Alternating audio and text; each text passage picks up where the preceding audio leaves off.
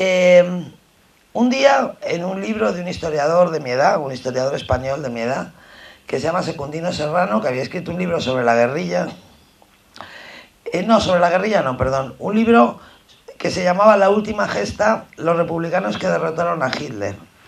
Un libro sobre los republicanos que lucharon en el ejército aliado en el sur de Francia y que ganaron la Segunda Guerra Mundial. De repente me encontré con la invasión de Arán.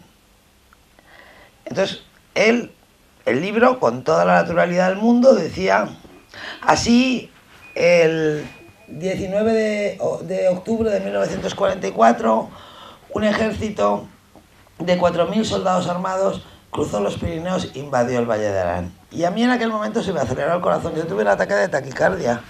O sea, dije, un momento, ¿cómo que es esto? ¿Cómo que hubo una invasión? Primero, ¿cómo es que hubo una invasión? Y segundo, ¿cómo es que yo no lo sé?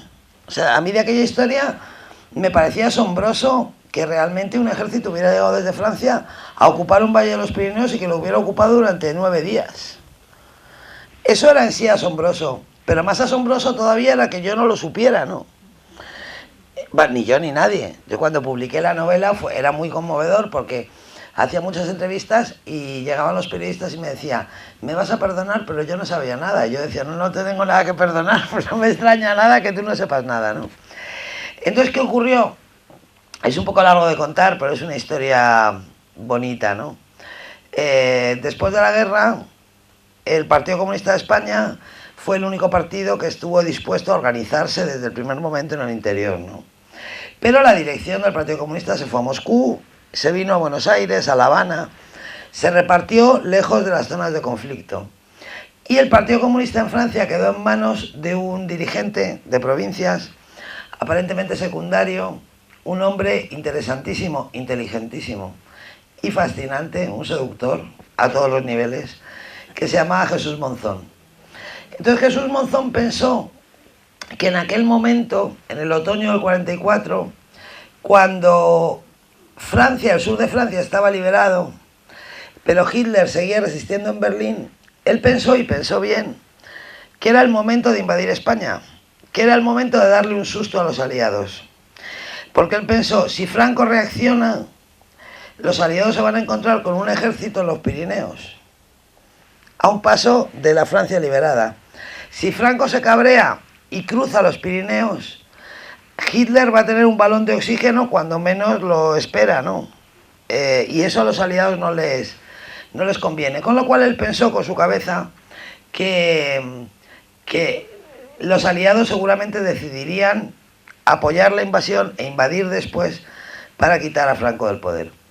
Lo que Jesús Monzón no podía saber, lo que no podían saber ninguno de los demócratas españoles, era que a los aliados les gustaba más Franco que la izquierda española. Y ese es el origen del drama de mi país, ¿no? Entonces, la invasión de Arán es una historia tremendamente significativa de lo que es de la anormalidad de la historia de España, de por qué la historia de España en el siglo XX es tan anómala, porque este ejército se retiró al ver que los aliados no daban la menor seña de apoyar, y consiguieron que Franco, la dirección del Partido Comunista y los aliados se pusieran de acuerdo en ocultar la historia de Arán. Se pusieran de acuerdo en que nadie supiera lo que había pasado. Franco no quería que se supiera porque para él había representado una humillación tremenda. La dirección del Partido Comunista de España no quería que se supiera porque le interesaba que no se supiera lo listo, lo audaz y lo inteligente que había sido Jesús Monzón, y porque ellos vivieron aquello como un intento de moverle la silla, de quitarles el poder para quedárselo él. Y los aliados, una vez más, no quisieron que se supiera, porque los aliados en España lo que hicieron fue darle la vuelta a un axioma universal, ¿no? Los romanos decían, el amigo de mi enemigo es mi enemigo, y los aliados dijeron, el amigo de mi enemigo es mi amigo. Y por eso en España pasó lo que pasó, ¿no? Entonces los invasores de Arán, que eran demócratas españoles, fueron una vez más abandonados por todos. Y claro, cuando yo descubrí esta historia, es que La novela estaba ahí. Quiero decir, la novela no la había escrito yo, la novela estaba ya escrita, ¿no? Era tan dramático y tan intenso y tan increíble que solo había que escribir una novela. Yo siempre he pensado que si la invasión de Aran hubiera pasado en cualquier otro país de Europa, Hollywood iría por la tercera versión.